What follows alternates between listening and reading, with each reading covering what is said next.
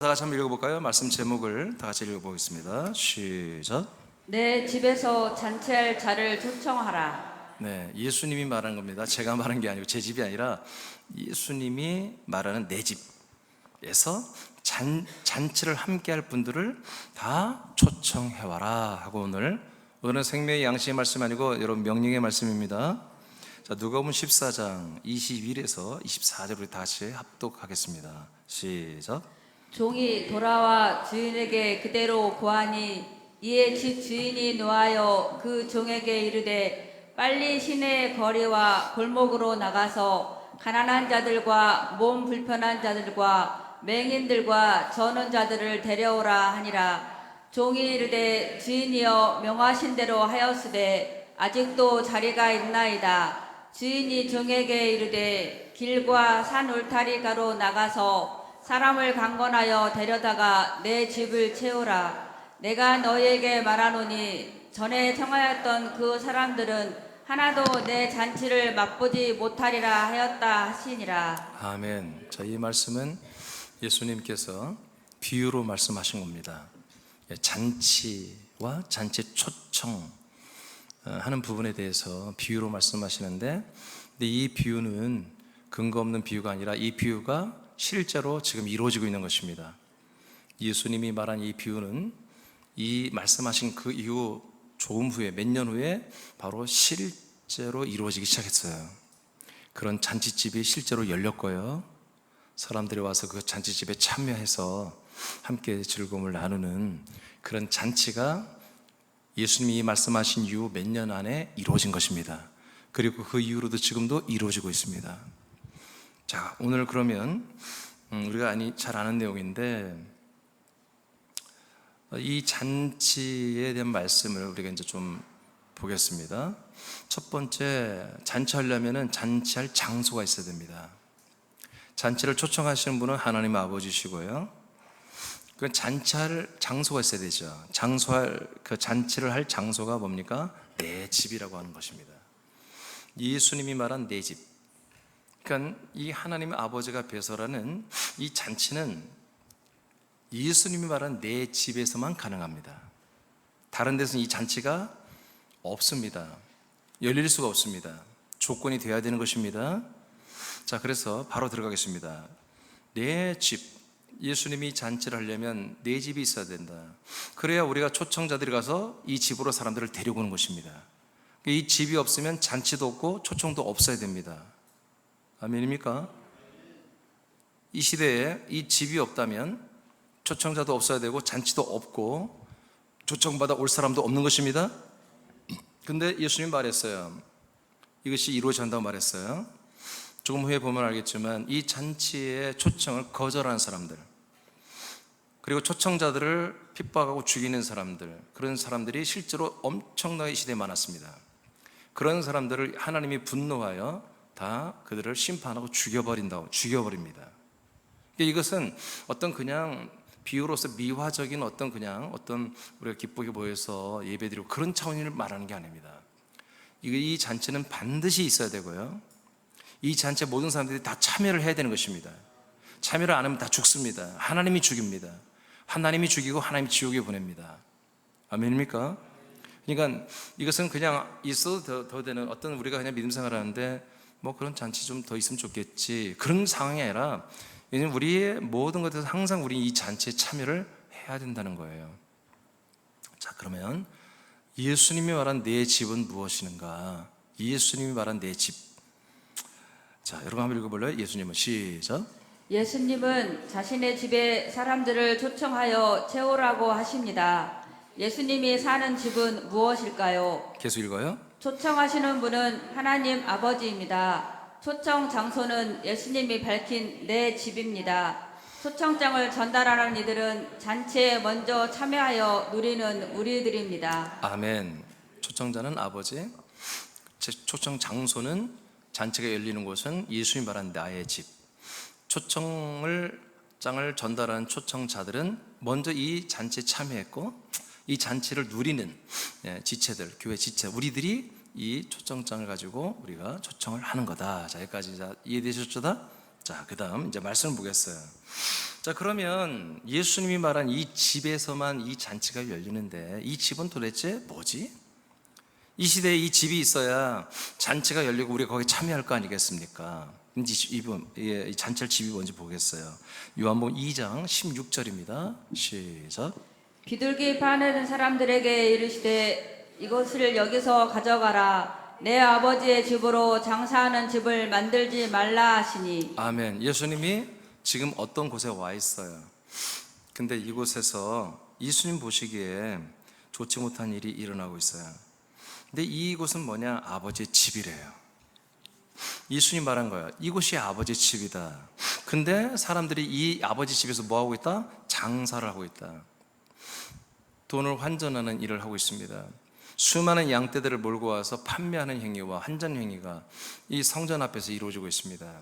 그래서 예수님이 이날에 한마디로 우리 예수님의 30대 초반이기 때문에 체력도 좋으시니까 완전히 한마디로 폭력적으로 변하셔서 이 장사치들을 완전히 다 뒤집어 엎어버리고 다 성전 그 입구에서 다 떠나가도록 한마디로 무력으로 사람들을 막 때리고 모든 환전판을 다 뒤집어 엎는 그런 무력을 행사하면서 완전히 그 판을 뒤집어 놔버렸어요. 예수님 폭력을 행사한 거예요. 지금 숨을 헐떡일 것이고 예수님도 숨을 헐떡일 것이고 혈압이 올라갔을 것이고, 그래서 이 다음에 나누는 대화들이 굉장히 다이나믹하고 굉장히 예수님 속에 있는 말들이 굉장히 다이나믹하게 정말 강하게 나오는 그런 지금 상황인 것입니다. 예수님 굉장히 화가 나 있습니다. 이런 상황 속에서 제자들이 또 속을 긁어댑니다. 자꾸 이 성전에, 헤롯이 지은 이 성전이 원래 하나님이 솔로몬을 통해 지은 성전보다 거의 1,500배 이상 크게 지어버렸습니다. 그래서 사람들이 와서 보고 다 놀라움을 금치 못합니다. 46년 동안 지은 거예요. 그러니까 얼마나 크고 아름답고 정말 수많은 재정을 들여서 지었어요. 그래서 헤롯의 자기 왕권에 어떤 방패막이로 삼고, 그러면 백성들에게 신임을 얻는, 좋은 평가를 얻는 그런 어떤 방법으로 종교적인 것을 국민들을 위해서 헌신한 거죠. 제자들과 예수님도 이날에 성전을 보러 왔어요. 성전을 와서 보니까 장사치들이 이렇게 판을 치고 있고 그걸 다 뒤집어 엎는데 제자들은 속절없이 이 성전이 너무나 아름답고 크고 놀랍고 높다라는 걸 자꾸 그런 것을 어필하고 그런 것들을 감탄하니까 예수님이 열받아 버린 거예요. 그런 가운데 거기 있는 유대인들과 한마디로 이제 또 논쟁도 붙는 거죠. 네가 뭔데 우리를 다 뒤집어 엎고 막 이렇게 하는 여러 가지 좀 좋지 않은 상황입니다. 이런 상황 속에서 이제 16절에 예수님 말했습니다. 아버지의 집이라고 말했습니다. 이곳이 아버지의 집. 이 아버지의 집으로 장사하는 그런 강도의 구렬로 만들지 말라 하고 예수님이 탁 선포. 굉장히 열받은 상태에서 이제 아주 강하게 말하는 거예요. 자, 그 다음에 이제 대화가 이어서 19절 보겠습니다. 19절 시작. 예수께서 대답하여 이르시되 너희가 이 성전을 헐라. 내가 사흘 동안에 일으키리라. 유대인들이 이르되 이 성전은 46년 동안에 지었거늘 내가 3일 동안에 일으키겠느냐 하더라. 그러나 예수는 성전된 자기 육체를 가리켜 말씀하신 것이라. 예수님이 조금 전에 이 성전은 아버지의 집이다, 하나님 아버지의 집이다 그랬어요. 그래놓고 방금 조금 지난 다음에 뭐라고 하냐면 이 아버지의 집인 성전을 너희들이 허물어라 이렇게 말합니다. 유대인들한테. 그러면 앞뒤가 안 맞잖아요. 아버지 집인데 허물어요? 여러분 이게 무슨 말입니까? 이것은 예수님이 여러분 해석했어요. 자기의 육체에 대해서 말한다 그랬어요. 지금 보이는 헤롯이 건축한 이 성전은 아버지의 집이다. 이꼬로 이것은 뭐다? 예수의 몸이다. 그런 얘기입니다. 이 성전은 예수님의 몸을 상징하는 것입니다. 아멘. 예수님의 몸을 상징하는 것입니다. 그러므로 예수님의 몸을 상징했던 그 성전의 실체가 되는 예수님 몸이 상징, 그림자 앞에, 모형 앞에 나타났습니다. 지금 이곳은 아버지가 거하는 집이 맞습니다. 성전에는 하나님의 표로서 이름 여호와의 이름을 모셨을 뿐입니다. 그러나 인간의 몸을 입은 그리스도 안에는 하나님 아버지가 함께하고 있습니다. 아버지의 집입니다. 아버지의 집입니다. 아버지의 몸입니다. 지금 인간의 몸을 입었지만 그래도 그 몸 안에 아버지가 계십니다. 그 그리스도 안에 아버지가 계십니다. 그러므로 지금 예수 앞에 서 있는 그 엄청난 큰 성전은 자기 인간 몸을 입고 아버지 집이 된 자기 자신을 비유하고 예표하고 모형으로 그림자로 나타내고 있는 아버지 집인 것입니다. 그래서 너희들이 이 아버지의 집을 허무더라는 것입니다. 허물어라, 부셔버려라. 이 건물을 허무는 게 아니라 이 건물의 실체, 이 건물은 모형과 그림자고 실체, 이 성전은 건물과 모형과 실체인 자기 예수의 몸을 죽여버리라는 것입니다. 너희들이 나를 죽이라는 것입니다. 그러면 이제 3일 만에 내가 다시 이 몸을 건축하겠다는 것입니다. 그러면 이 아버지의 집이 된 보이는 몸이 인간의 몸이 된 이 몸을 죽이고 허물어버리면 3일 만에 어떤 몸으로? 부활하신 그리스도의 몸으로 다시 건축하겠다는 두 번째 그리스도의 몸을, 육체를 말하는 것이죠. 그러나 이 사람들은, 유대교인들은 이 말을 모르죠. 도대체 그리스도에 대해서 관심이 없으니까, 약속의 자손 그리스도에 대해서 관심이 없으니까 모르죠. 계속해서 이 그리스도가 말을 잘못하기만, 예수가 말을 실수해서 한마디로 그들을 율법에 송사하고 율법에 한마디로 재판을 붙여서 그들을 예수님 어떻게 감옥에 가두고 죽여버리려고 그런 생각만 갖고 있기 때문에 예수님이 하신 말씀 속에서 그리스도와 진리와 생명의 말씀을 하나도 그들은 받지 못하는 것입니다. 우리도 마찬가지예요. 이 시간에 여러분들은 다 아들들이고 여러분의 생명 말씀 삼에서 왔죠. 그렇다면 그 이상 그 외에 다른 생각을 하지 마십시오. 그래야 하나님의 말씀이 여러분에 들어옵니다. 자, 그래서 이제 아버지 집이 뭔지 아시겠죠? 아버지 집은 모형과 그림자로서는 사람의 손으로 지은 성전이다. 그러나 그 성전의 시대는 끝났다는 거예요. 왜? 예수님이 오셨어. 십자가 달려 죽음으로 그 율법과 성전의 시대를 마감하시고 이제 진짜 하나님 아버지가 진짜 영원히 사는 그 몸, 집이 되는 그리스도의 몸이 완성되었어요. 그래서 그리스도의 몸이 뭐다? 바로 아버지의 집입니다. 동시에 성령의 집입니다. 동시에 성자의 집입니다. 그러면 오늘 예수님께서 잔치가 열렸다, 그 잔치에 사람들을 데리고 오라 라고 하는 그 집은 예수님이 내 집이라고 하는 게 맞습니다. 그 집이 내 집인 것입니다. 예수님의 집인 것입니다. 요한복음 14장, 그러면 이 집은 어떻게 건축되나요? 요한복음 14장 2절과 3절입니다 시작. 내 아버지 집에 거할 곳이 많도다. 그렇지 않으면 너희에게 일렀으리라. 내가 너희를 위하여 거처를 예배하러 가노니 가서 너희를 위하여 거처를 예배하면 내가 다시 와서 너희를 내게로 영접하여 나 있는 곳에 너희도 있게 하리라. 이렇게 하나님 아버지가 아들 성자 그리스도를 통하여 성령의 사역을 통해서 아버지 집, 성령의 집, 성자의 집이 되는 건축을 마칩니다. 부활하는 그 순간부터 그 부활의 몸은 성부, 성자, 성령의 집입니다. 몸입니다. 그러나 하나님이 마음속에 비밀로 두었던 사람들이 이 안에 들어와서 한 몸이 되게 하는, 이것은 이룰 수가 없는 몸입니다. 그러므로 그 몸을 승천시켜서 10일 동안 아버지의 집이 되고 성령의 집이 되고 성자의 집이 되는 동시에 성도들의 집이 되게 하는, 성도들의 몸이 되게 하는 그런 거처로 10일 동안 건설을 하십니다. 그 건축을 마친 다음에 성령의 역사로 이 그리스도의 몸 거처를 가지고 우리에게 내려오신 것이죠. 그래서 비로소 1991년 전 오순절 성령 강림 때부터, 그 맥주절 때부터 이 세상 예루살렘에서부터 예수님의 집, 성부와 성령의 집, 그리고 우리들의 집이 되는 이 그리스도의 몸된 교회가 세워지는 것입니다. 이 집에서만이, 이 그리스도의 몸 안에서만이 뭐가 이루어진다? 잔치가 열립니다. 하나님 아버지가 여시는 잔치가 열리며 이 잔치에 수많은 사람들이 와서 이 잔치를 함께 누리고 즐거워 기뻐하는 그런 잔치가 1991년 전 이스라엘 예루살렘에서부터 시작이 된 것입니다. 그리고 지금까지도 이 잔치는 계속 되어야 되는 것이고 되고 있고 앞으로도 주님 오시는 날까지 계속 되어야 됩니다. 요한복음 14장 20절을 선포합니다. 시작. 그 날에는 내가 아버지 안에 너희가 내 안에 내가 너희 안에 있는 것을 너희가 알리라. 이 이날에 이제 성령이 오시는 그날이죠. 그날에 보니까 거처를 가지고 와서 이렇게 예수님이 우리들을 다 영접하여 자기 안에 영접하여 자기가 살고 있는 이 집 그리스도의 몸 안에 우리를 데리고 들어와서 이 거처 안에서 함께 살게 하는 이 날이에요.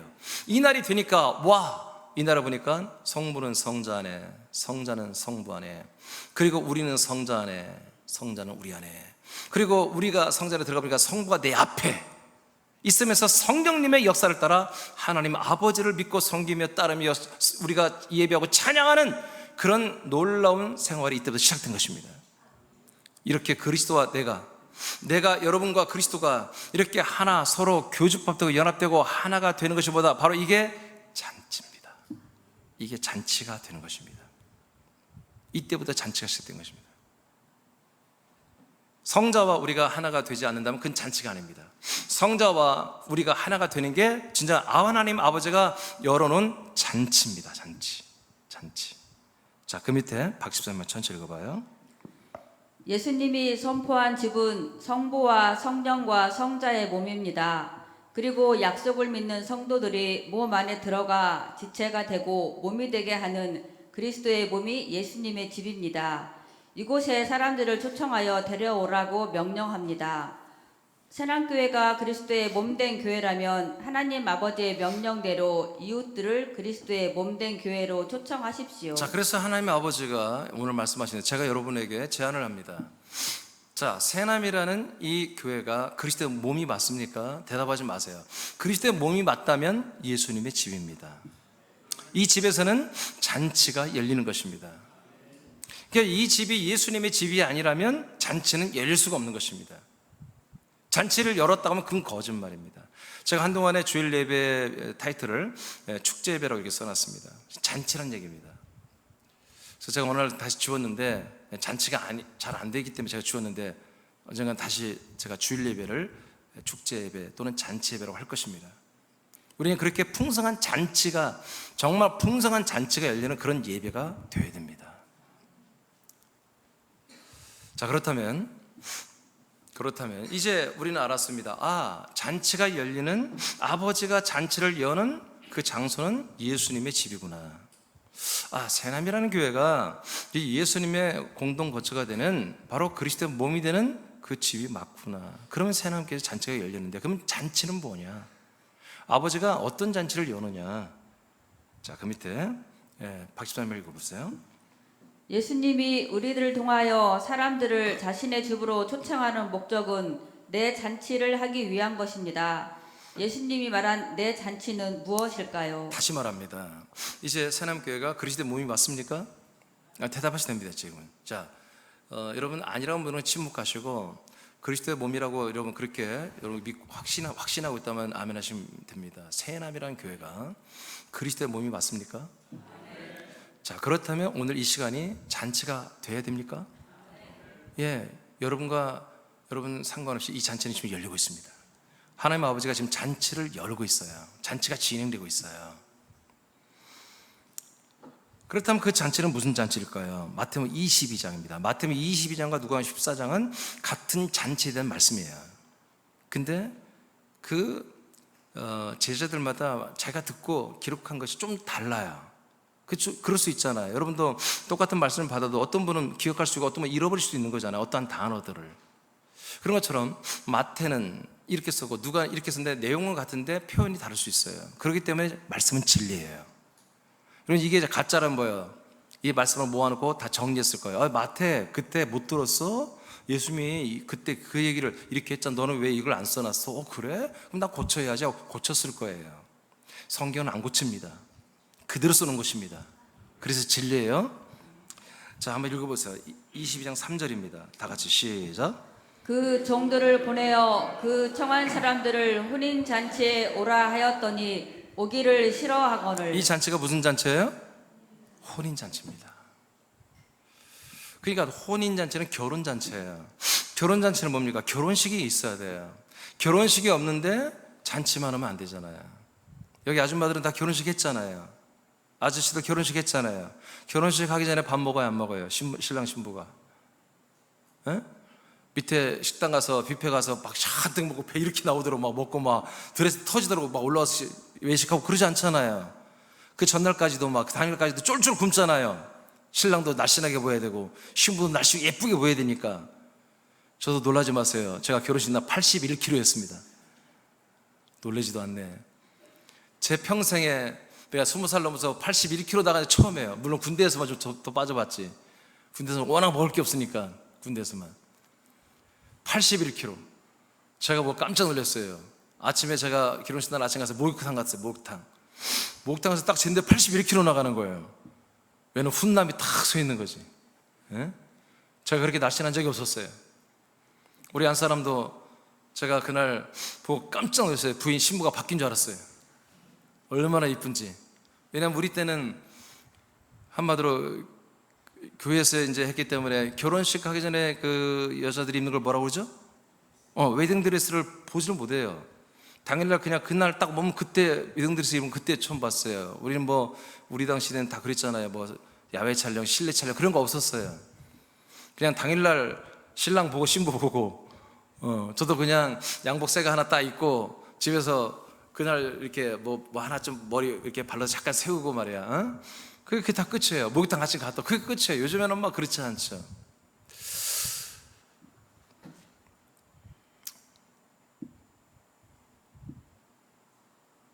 저도 81kg까지 뺀 거예요. 밥 안 먹었어요. 아침에 먼저 먹지 않아요. 혼인식이 끝나야, 신랑 신부가 예식이 끝나야 축하해줘 온 사람들에게 인사하면서 식당 가서 조금 먹는 거예요. 그렇죠?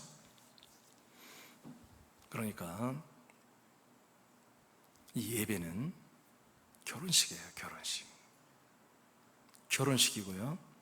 결혼식을 마친 분들이, 결혼식을 이미 일한 분들은 이 말씀을 먹고 성령을 마시고, 그래서 더 기분이 좋아지면 노래하고요, 더 좋아지면 워십도 하는 거예요.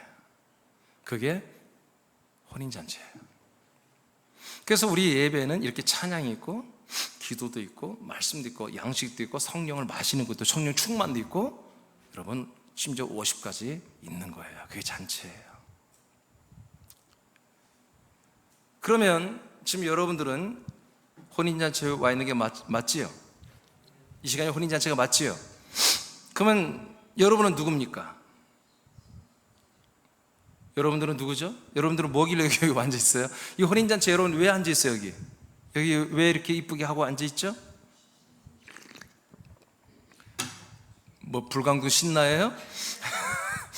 여러분 신부가 맞아요? 뭐 신부가 자주 10만 그릇 부까지 말하는데, 예, 신부가 맞습니다. 여러분, 신랑은 누구세요? 또 전용문이라고 하지 마세요. 신랑은 누구세요? 예, 남편은 전용문이지만 우리 신랑 되신 분은 예수 그리스도십니다. 예수 그리스도와 여러분들이 이미 신부로서 결혼식이 끝났어요. 잔치에 참여하고 있는 거예요. 아멘입니까? 그러니까 아직 결혼식을 안 한 분들은 이 시간이 결혼식입니다. 결혼식을 끝나고 또 같이 먹고 마시는 거예요. 노래하고 춤추는 거예요. 노래하고 기뻐하는 거예요.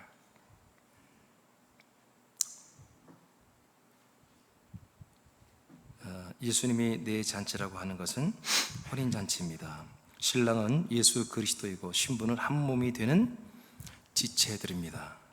이곳에 초청을 받은 분들은 예수님의 집이 되는 것입니다.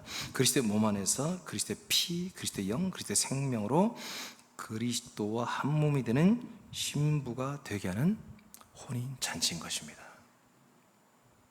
그래서 예수님의 집, 성부의 집, 성령의 집인 그리스도의 몸 안에서만이 이 혼인잔치가 열리는 것입니다. 이 몸이 없으면 한 몸이 될 수 없잖아요. 이 몸에, 그리스도의 몸에 우리가 와서 한 몸이 되는 게 뭐다? 그게 결혼하는 것입니다. 아담이 하와를 보고 뭐라고 했습니까? 하나님이 하와를 만들어주니까 뭐라고 했습니까? 너는 나다 그럽니다. 네 뼈는 뼈 중에 뼈, 내 뼈고 네 살도 살 중에 살, 내 살이야. 왜 그래요? 하와는 아담에게서 적출해낸 뼈를 가지고 만들어낸 존재입니다. 아담의 소유입니다.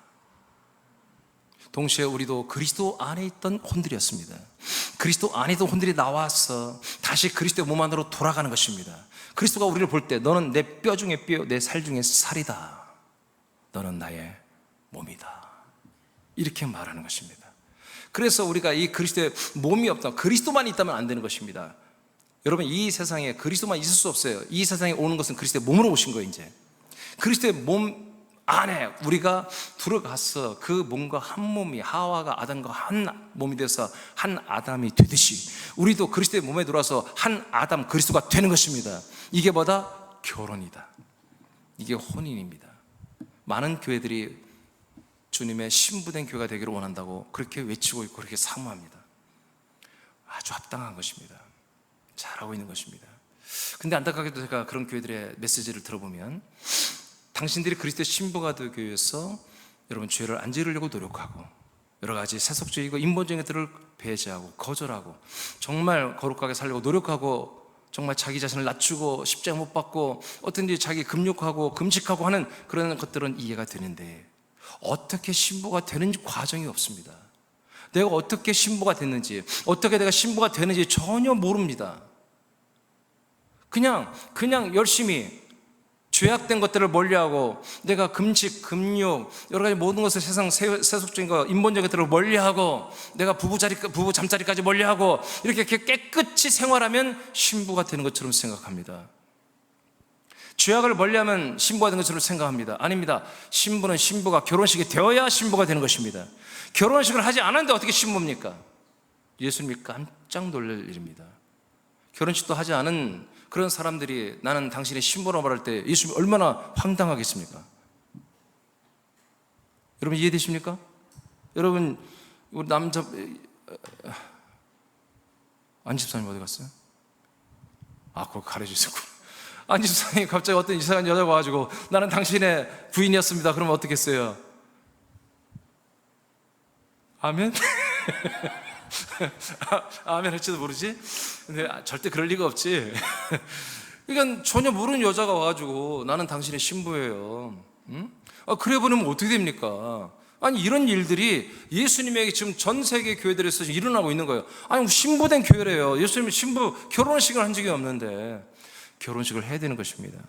결혼식은 뭐라고요? 우리가 그 그리스도의 몸 안에 들어가서 한 영, 한 몸이, 한 생명이 될 때 결혼식이 되는 거라고요.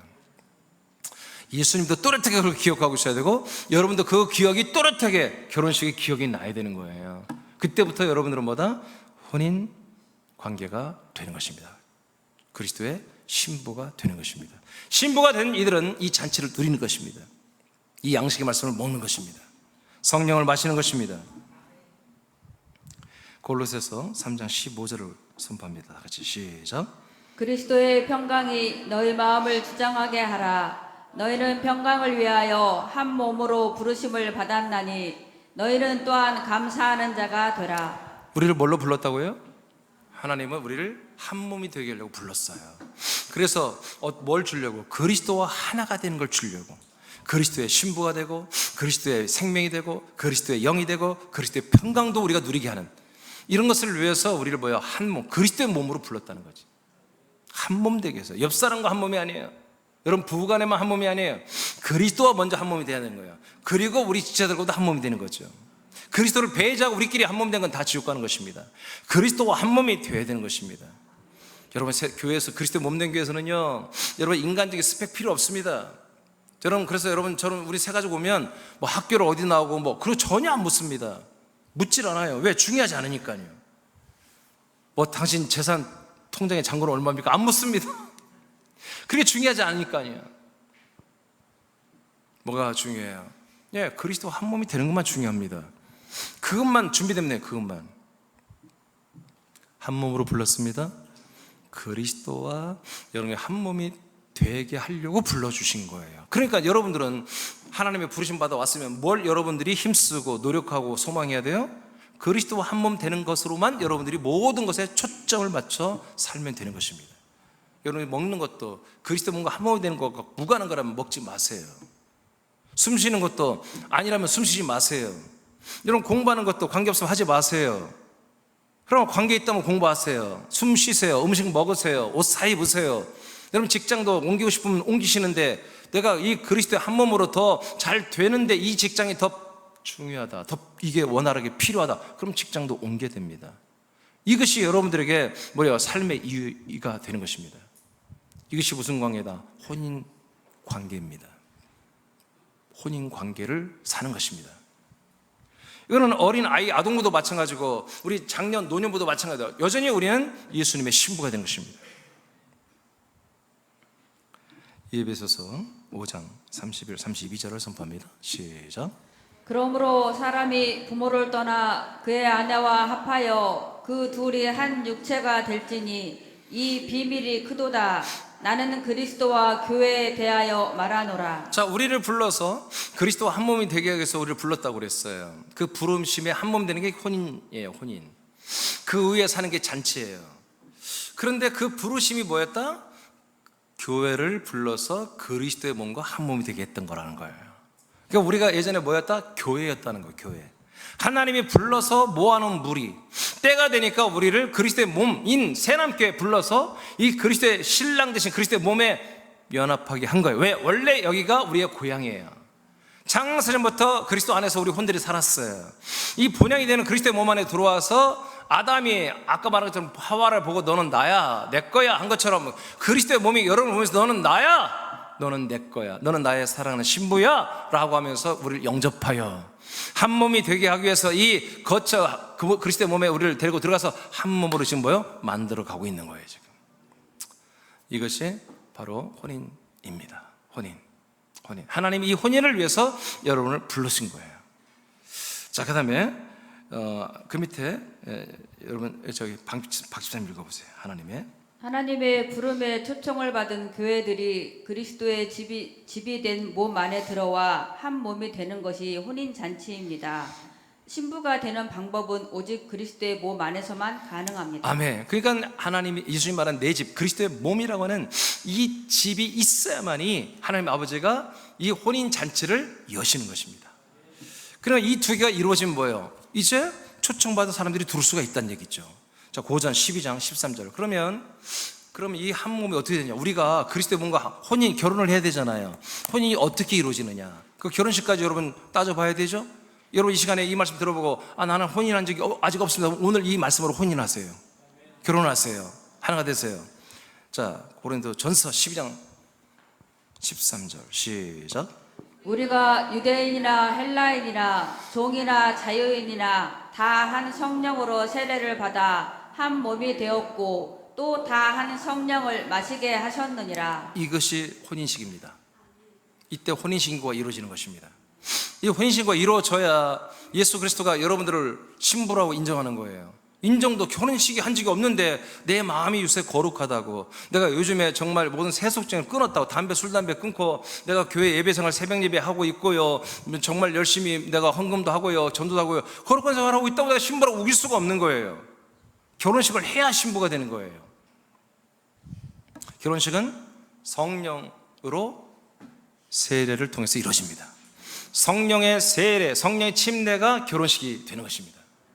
왜냐하면 성령의 세례는 초청되어 온 분들이 하나님의 아들로 새롭게 출산되는 것인데, 요한복음 3장 5절 6절입니다. 시작. 예수께서 대답하시되 진실로 진실로 내게 이르노니 사람이 물과 성령으로 나지 아니하면 하나님 나라에 들어갈 수 없느니라. 육으로 난 것은 육이요 성령으로 난 것은 영이니. 하나님 아버지가 우리 인간들, 엄마 아빠를 통해서 육체의 DNA를 통해서 정자와 난자를 통해서 태어난 것은 육체 사람을 낳는 것입니다. 그러나 하나님 아버지가 육신의 엄마 아빠가 아니라 성령을 통해서, 성령의 사역을 통해서 출산하고 낳는 것은 바로 영인 것입니다. 영인 것입니다. 그래서 하나님 아버지가 성령님의 사역으로 우리를 뭘로 낳는다? 영으로 낳습니다. 아들의 영으로 낳습니다. 그럼 우리가 아들의 영으로 낳는 것이 어떻게 하면 성령이 어떻게 사역합니까? 우리들의 혼을 그리스도의 몸 안에 연합하여 들어가게 해서 그 그리스도의 몸 안에 있는 영과 연합하여 우리 혼이 영이 되는 거잖아요. 그러니까 내가 영이 되려면 어디 들어가야 돼요? 그리스도의 몸 안에 들어가야 돼요. 누구에 의해서? 성령님의 인도를 통해서. 성령님의 인도를 통해서 그리스도의 몸 안에 들어왔으면 그리스도 안에 그 영으로 말미암아 내가 혼이 뭐가 된다? 영이 됩니다. 내 혼이 영으로 태어나는 것입니다. 영으로 창조되는 것입니다. 이것이 성령 세례입니다. 이 사건이 하나님 아버지 앞에서는 내가 아들의 영으로 태어나는 거지만 예수 그리스도의 관계에서는 내가 신부로 혼인식을 맺는 것입니다. 자, 여기서 이제 설명 들어갑니다. 지금 여러분들이 헷갈리는 않을 거예요. 근데 이 방송을 듣는 분들은 헷갈릴 텐데 왜 어떤 때는 내가 하나님의 아들이라고 그러고 어떤 때는 신부라고 그러냐, 왜 이렇게 두 가지로 말하느냐? 당연합니다. 우리가 하나님 아버지 앞에 섰을 때는 여러분들은 신부가 아닙니다. 아버지의 아들들입니다. 그러니까 아들이 우선입니다. 사실은 아들이 우선, 먼저 아들이 되는 것입니다. 그래서 하나님 아버지 앞에 아들로 섰습니다. 그러면 아들들의 목적이 뭡니까? 아들들의 목적은 생명의 몸으로 성장하는 것입니다. 하나님 아버지가 더 온전한 아들로 우리를 성령의 역사로 양육합니다. 그러니까 여러분들이 아버지 앞에 아들로 섰을 때는 항상 여러분의 모든 중심이 어디 있어요? 하나님의 아들 그리스도의 장성한 분량만큼 자라나는 것에 모든 것을 다 적용시키면 됩니다. 먹고 마시고 잠자고 일어나고 직장 다니고 공부하고 학교 다니고 열심히 전도하고 사역하고 예배드리고 찬양하는 그 모든 것에 여러분 아들이 되었으면 아버지 앞에 여러분의 영이 생명이 성장하는 쪽으로만 선택해서 하면 됩니다. 두 번째, 이제 여러분들 앞에 예수 그리스도가 있다면 이 두 가지는 함께 가는 거예요. 예수 그리스도의 관계를 여러분들에서 인식한다면 여러분들은 신부입니다. 왜요? 성부는 아버지이고 성자는 여러분들의 신랑입니다. 그래서 신랑 앞에서는 신부들이 해야 할 건 뭡니까? 아들들이 아버지 앞에서는 아들들은 자라나는 것이었습니다. 더 온전한 아들이 되고 완전하게 되는 것이죠. 그리스도만큼 자라나는 것이죠. 근데 신랑 대신 예수 그리스도 앞에 신부로 여러분이 섰다면 여러분들이 힘쓰고 최선을 다할 게 뭐가 있겠습니까? 뭐죠? 예? 바가지? 그럴 수 없죠. 예, 아니고 거룩입니다. 성결, 정결, 깨끗함입니다. 여기에서 이제 드디어 사랑이 나옵니다. 사랑. 성경이 말하는 사랑, 아버지가 말하는 사랑, 그 사랑이 바로 그리스도 사랑이보다 바로 신랑 되신 예수님과 나와의 관계에서 나오는 사랑입니다. 아버지의 사랑은 우리를 양육하는 사랑입니다. 그러나 예수님 앞에 예수 그리스도 성자와 나와의 관계는 바로 사랑의 관계입니다. 그 사랑이보다 어떤 것이 나온다? 성결로 나타납니다. 성결로 어려운 이웃을 돕고 상처받은 자를 위로하고, 그럼 우리가 그래도 해야 되지만 그게 아닙니다. 신랑 되신 예수님 앞에 깨끗해야 됩니다. 다른 것을 사랑하면 안 됩니다. 다른 어떤 사람을 내 마음에 두면 안 됩니다. 다른 어떤 종교, 사상, 신념, 이념, 주장, 이즘, 어떤 문화와 트렌드, 유행, 비전, 소망을 내 마음에 두는 것이 신랑 되신 예수님을 사랑하지 않는다고 하는 표현입니다. 변심했다는 표현입니다. 예수님이 이걸 못 견딥니다. 아버지는 말씀 먹지 않고 예배 안 드리며 성장하지 않고 게으름 피우는 걸 싫어하지만 성자 예수 그리스도는 다른 마음, 다른 생각, 다른 복음, 다른 교리, 다른 것들을 마음에 두고 그래서 사랑하실 예수님은 견딜 수가 없습니다. 예수님의 사랑이, 그리스도의 사랑이 이것을 견딜 수가 없습니다. 그래서 여러분 아버지 사랑한다고 표현한 것보다는 예수님 사랑합니다, 이 표현을 많이 해야 됩니다. 아버지는 여러분이 섬기는 거예요, 존경하는 거예요. 그러나 예수 그리스도는 여러분이 사랑해야 됩니다. 그 사랑은 어떤 여러분들의 격격한 어떤 용과 같은 공로로 사랑하는 게 아니라 깨끗함입니다. 성결입니다. 그 성결은 여러분들이 선한 일을 많이 하는 게 아니라 여러분 더러운 짓들을 하지 않는 것입니다. 썩지 않는 것입니다. 이 거룩한 복음과 이 거룩한 생명과 다른 것들을 섞어내지 않습니다. 아멘입니까? 아멘입니까? 왜 초대교회들이 다 사라졌습니까? 왜 초대교회들이 이 엄청 성경에 기록되는 이 엄청난 교회들이 왜 사라지고 지금 없습니까? 더러워졌기 때문입니다. 갈라디아 교회는 율법으로, 골로새 교회는 온갖 신비주의와 이성주의와 그노시스 모든 그런 초월주의로 전부 다 그것들이 다 그리스도를 던져버리고 다른 그런 주장들을, 다른 가르침을, 철학들을, 종교들을 받아들였기 때문에 끝내 다 없어져 버리고 마는 것입니다. 바람피는 여자는 신랑이 용납할 수가 없는 거예요. 다른 남자와 잠자리를 갖추고 들어오고 밤마다 사라져서 없어 안 들어오는 그 여자를 어떻게 신랑이 계속해서 품을 수 있겠어요? 우리가 그리스도와 신부된, 정말 신부된 그런 혼인잔치 참여한 분들 여러분 믿으신다면 오늘 이후부터는 여러분 거룩하십시오. 정결하십시오. 여러분의 중심을 다른 것에 주지 마십시오. 사람에게 주지 마세요. 돈에 주지 마세요. 세상 명예와 유행과 트렌드에 주지 마세요. 여러분을 죽기까지 사랑하고 자기의 생명을 다 100% 내어주고 있는 여러분 신랑 되신 예수 그리스도를 사랑하십시오. 여러분 아들됨과 신부됨 확실히 이해되시죠? 이렇게 두 가지의 개념을 가지고 우리는 사는 것입니다. 모든 상황 속에서 우리는 삶을 살다 보면은 수없이 많은 부분을 일을 해야 됩니다. 저는 가정에서는 아버지고 교회에서는 목사이고 또 사회 나가면 다른 사람과 관계하면 여러 가지 역할이 제 있습니다. 그러니까 제가 이 그리스도의 몸된 교회 안에서 여러분 예배를 올 때는 제가 철저히 담임 목사로 천마디로서만 해야 됩니다. 근데 제가 이 시간에 여러분 가정의 일을 내가 근심하면서 말씀을 전한다. 사회 속에서 어떤 나와 불편한 관계 있는 사람을 내가 미워하며 원통하면서 말씀을 전하면 되겠습니까? 여러분 마음 안에는 블록이 있어야 됩니다. 제가 언제 이거 설교 한번 할 건데 여러분 마음 안에 생각 안에는 블록이 쳐져 있어야 돼요. 여러분 A 1, 2, 3, 4 100가지 블록이 있다면 100가지마다 다른 일을 하는 것입니다. 그 일을 할 때 여러분 그 블록은 그때만 일하는 거예요. 99번째 블록에서 일할 때는 99번째 생각만 갖고 하는 거예요. 그걸 분리할 줄 알아야 돼요. 어떤 분은 내일 할 일까지 미리 땡겨서 걱정하는 분이 있어요. 저도 그럴 수도 있어요. 그때마다 빨리 이 블록은 내일 거야 하고 밀어냅니다. 여러분 제가 목양실에서 말씀을 하나님의 말씀을 받고 연구하고 여러분 밥을 지어낼 때마다 이 요리만 생각해야지 다시 또 내가 또 어떤 다른 걱정, 다른 염려 때문에 여러분 그 다른 블록에 내가 또 들어간다면 다 망가지는 거예요. 여러분 그 블록을 잘 설정하시기 바랍니다. 그래서 시간을 아끼고 세월을 아끼시기 바랍니다. 그런데 있잖아요, 그 100가지 블록이 있다면 그 모든 마음의 블록 속에 두 가지가 계속해서 똑같이 흘러가는 게 뭐냐? 바로 여러분의 아들됨이고 여러분의 신부됨이에요.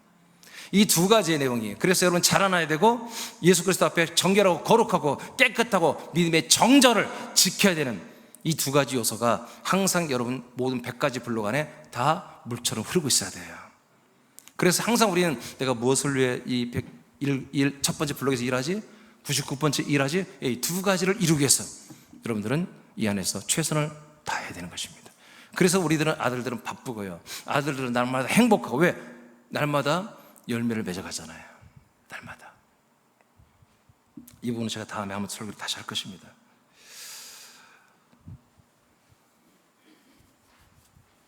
(3장) 5절 6절까지 다 읽었죠?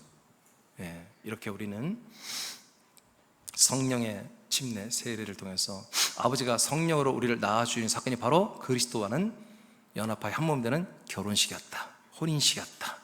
그래서 혼인식을 여러분 마쳤습니까? 예, 오늘까지, 어제까지 안 마치면 오늘 혼인식을 하면 되는 거예요.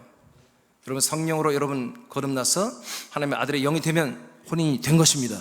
그러면 이 시간 이후부터는 뭐예요? 혼인 잔치를 여러분들이 누려한다. 이 말씀 먹고 마시고 성령을 마시고 여러분 찬양하고 노래하고 춤추고 기뻐하는 게 뭐다? 이게 잔치입니다. 잔치. 이 잔치를 누리신 거예요.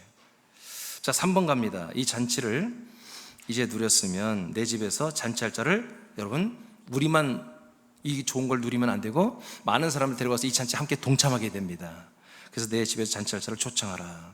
박찬호 읽어보세요. 하나님이 만든 혼인잔치에 처음 초청된 사람들은 대부분 거절합니다. 그것은 자신들의 일정 때문입니다. 그러나 이 초청은 거부하면 안 되는 것입니다. 하나님이 사람들에게 운명처럼 결정해 놓은 것이기 때문입니다.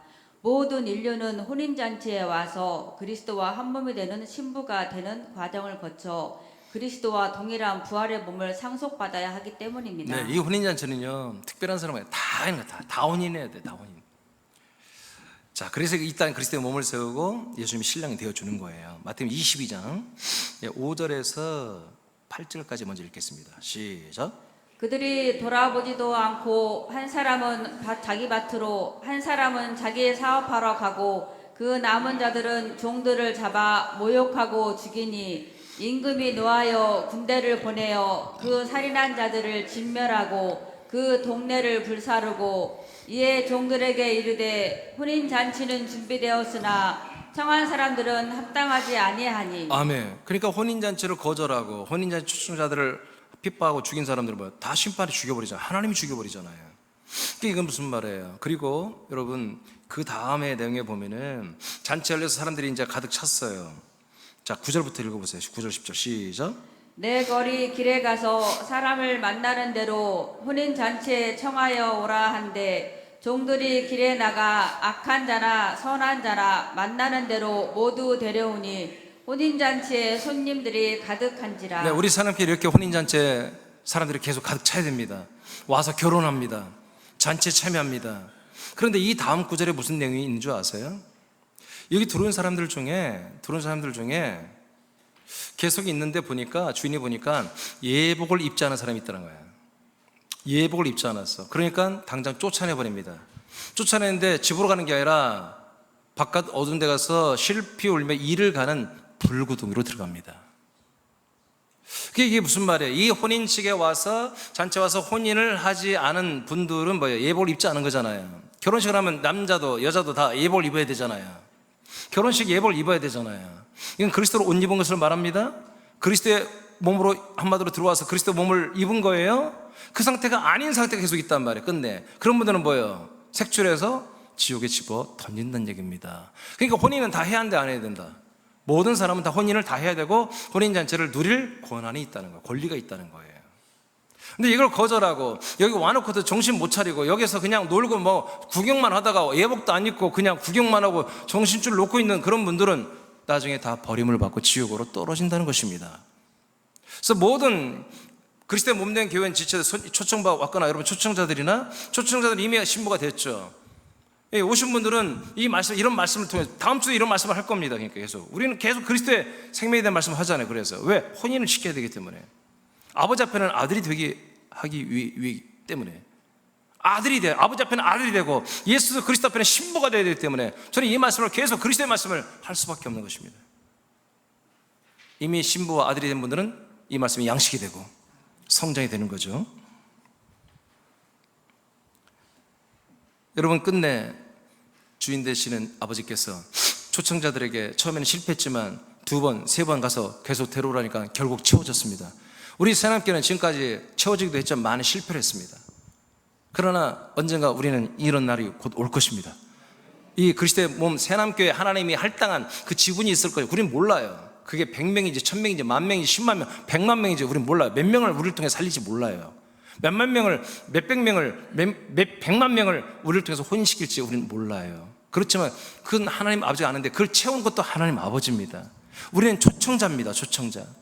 아멘. 함께 먹고 누리고 마시고 기뻐하고 즐거워 춤추고 노래하고 함께 기뻐할 우리는 한 가족들입니다. 이번 한 주간 여러분 일주일을 여러분 최선을 다하시길 축복합니다.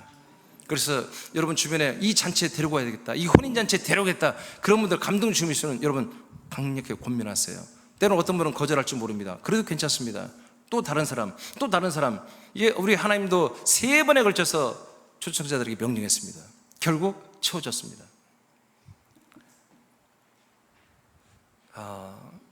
이 설교는 안 해도 되는데 여러분 또 궁금해할까봐 제가 또 한 구절 더 했습니다. 밑에 계시록 19장 7절로 9절을 보겠습니다. 시작.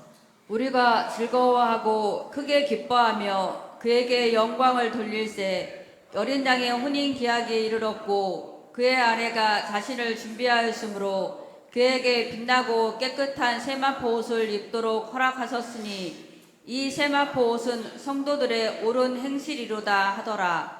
천사가 내게 말하기를 거룩하라. 어린 양의 혼인잔치에 청함을 받은 자들은 복이 있도다 하고 또 내게 말하되 이것은 하나님의 참되신 말씀이라 하기로. 자, 요한계시록 19장에 혼인잔치가 있습니다. 이 혼인잔치에 참여하는 분들이 다 복이 있다고 예수님 말합니다. 그러니까 지금 마태복음 22장, 누가복음 14장에 혼인잔치가 있고 요한계시록 19장에 혼인잔치가 나옵니다. 그런데 이 시점이 너무 차이 나는 거죠.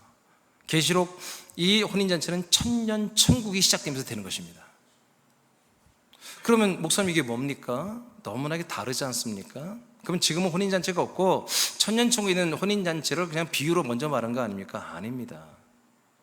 이렇게 생각하십시오.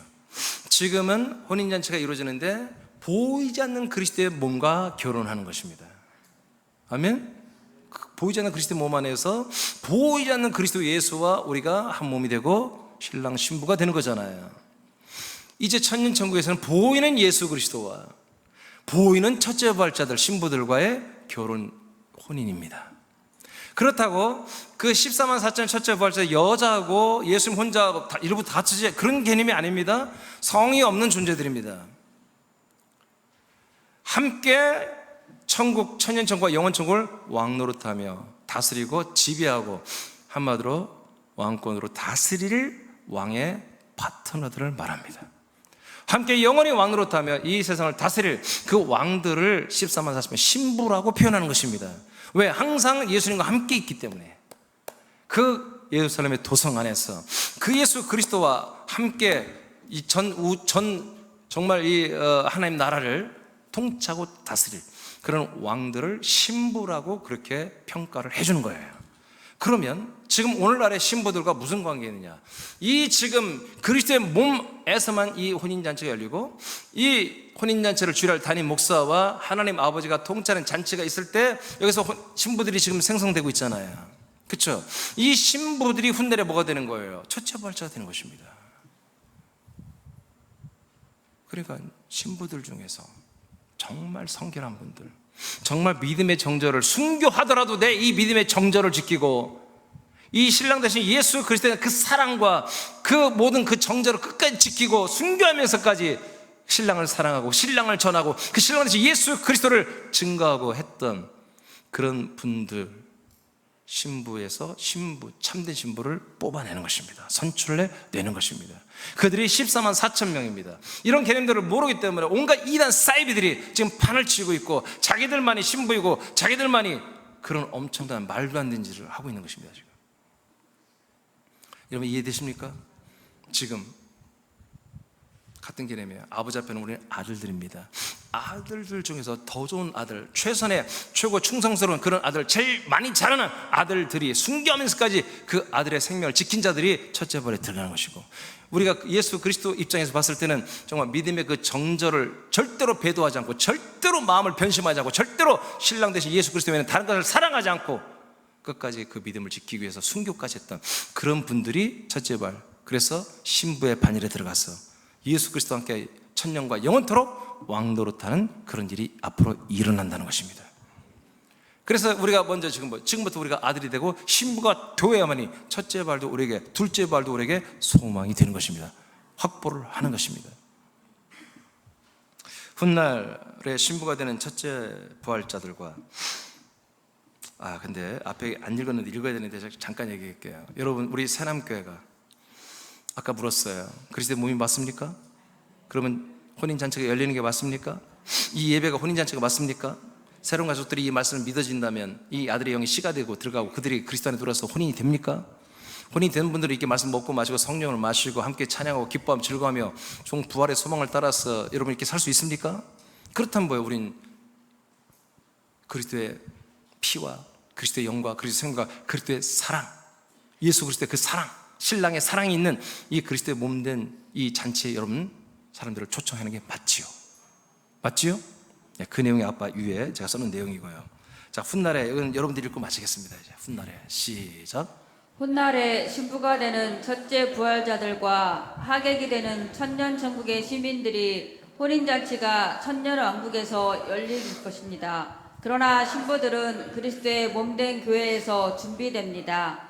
하나님께서 새남교회를 그리스도의 몸으로 세워 혼인잔치 집으로 열었습니다.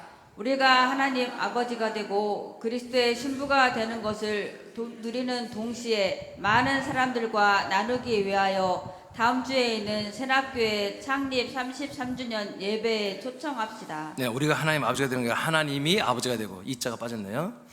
자, 이것을 우리가만 누릴 게 아니라 더 많은 여러분 가족들과 여러분 친척들과 이웃과 친구들에게 여러분 이번 한 주간 정말 불태우며 하얗게 불태우면서 여러분 초청하시기를 그렇게 축복합니다. 예, 오늘 하나님 아버지께서 우리를 아버지 앞에는 멋진 아들로, 예수 그리스도 앞에는 정결한 신부로 우리를 세워주셨습니다. 우리 박수로 영광 드리겠습니다.